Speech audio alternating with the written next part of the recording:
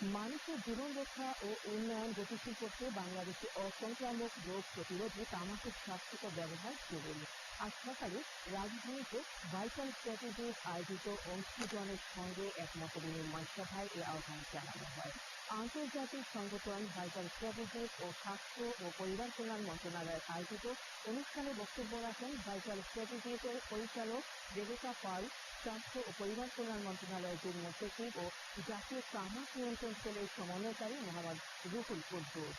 বিশ্ব স্বাস্থ্য সংস্থার প্রতিনিধি ড সৈয়দ মাসুদুল হক, বাংলাদেশ টেলিভিশনের উপমহাপরিচালক সৈয়দ কুমার সরকার, জাতীয় রাজস্ব বোর্ডের কমিশনার ড মোহাম্মদ শফিকুল ইসলাম, তথ্য মন্ত্রণালয়ের উপসচিব ড মোহাম্মদ আব্দুল সোবহান, দি ইউনিয়নের technical consultant advocate Syed Mahbubul Alam প্রমুখ। বক্তারা বলেন, তামাক ও ধূমপান ক্যান্সার, হৃদরোগ, ডায়াবেটিস, ফুসফুসের দীর্ঘমেয়াদী রোগ সহ ক্রমবর্ধমান অসংক্রামক রোগের জন্য দায়ী।